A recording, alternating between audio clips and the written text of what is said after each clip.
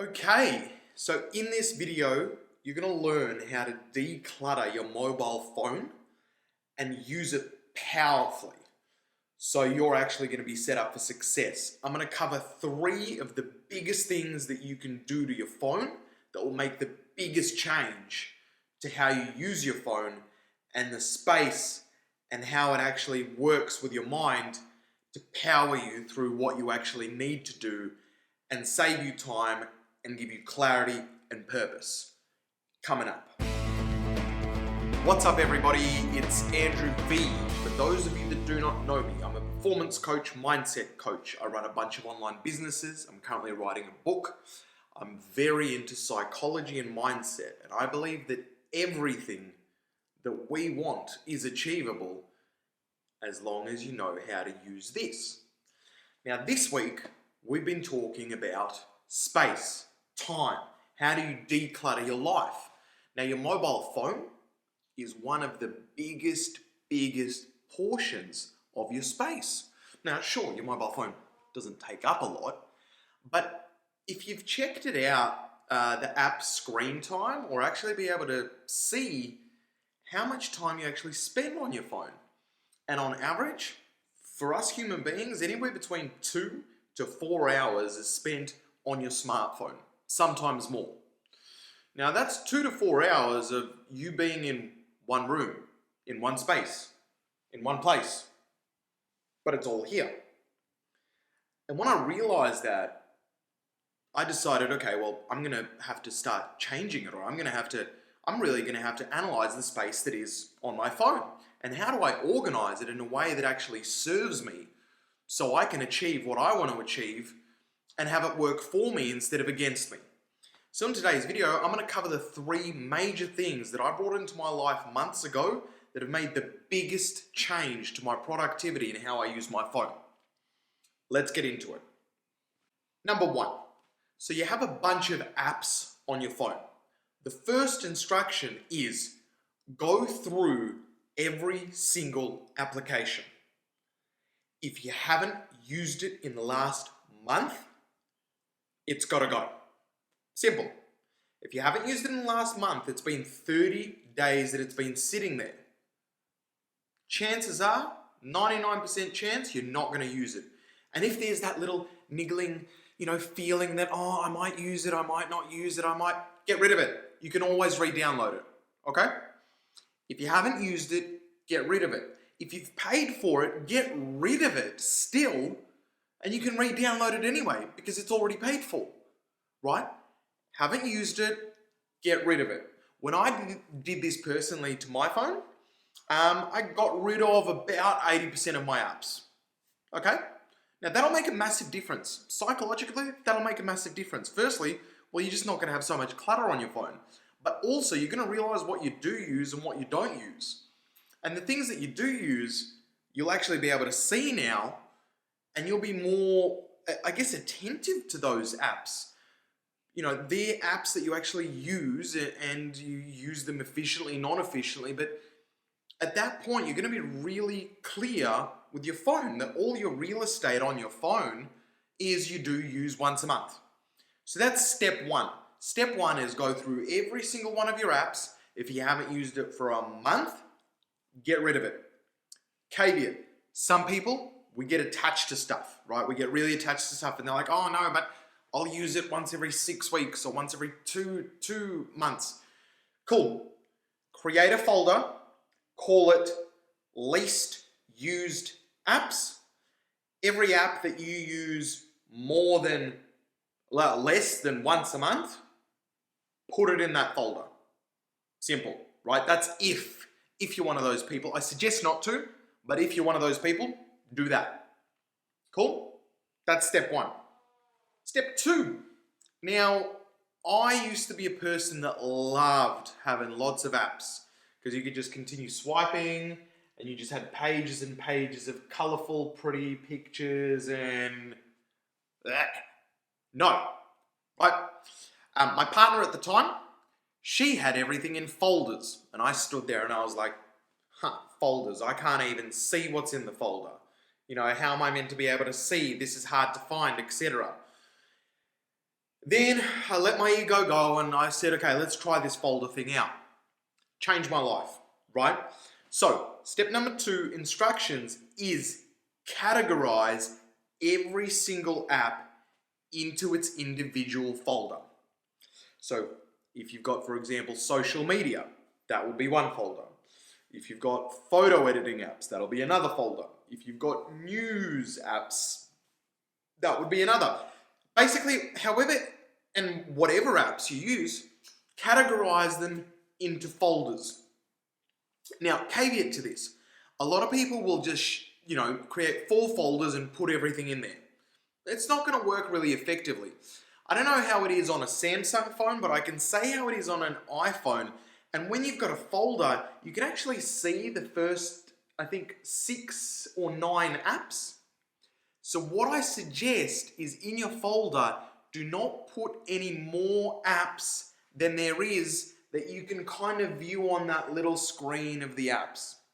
That way, you can look at your folder and you can actually see what apps are in the folder. Now, it may seem like a small thing, but for productivity and when you actually need to find your apps, it helps it. So step 2 is take all your apps and categorize them into folders, but make sure the folder isn't huge and only kept to minimal number of apps that you can still see in the little preview screen. Okay, so do that. So you got step 1, we've actually already removed all the apps that we don't use. Step 2, the apps that we do use, we've now put them into folders and their little preview sections. Step 3 is the absolute kicker, and this I designed personally and it has changed everything. Step 3. So, with your phone screen, you've actually got, I guess, screens, right? Screens of apps. So what I did is you want to spread out your folders or your apps across different pages. So instead of having the full page of apps, you only have one line at the top, either of folders or apps. So every time you scroll through a page, all that you've got is you can see your background and 4 folders. Your background and 4 folders. Your background and 4 folders. And on your front page, your very front page, you have your background and have your top 4 apps that you use, not in folders. For me, for example, that's Messenger or phone. It's the ones that you sort of go to multiple times a day because you don't want to scroll to find them. You know that you use them daily. Have them on the front page, not in folders. Page 2, folders. And how I'd organize it, right, is page 1, most used apps. Page 2, already in folders, less used apps. And as pages went on, less and less. And I find that I practically hardly ever visit the last page because the apps on that page I use so rarely, once a month, once every 6 weeks, that I never even get to that. So that means that when you actually pick up your phone, you've got your 4 most used apps or your most productive apps that you use right there on the screen. Everything else is clean. You don't get psychologically distracted by any of the other apps. It's very clean, it's very in front of you.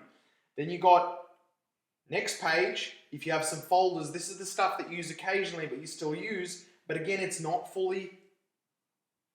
all across the page.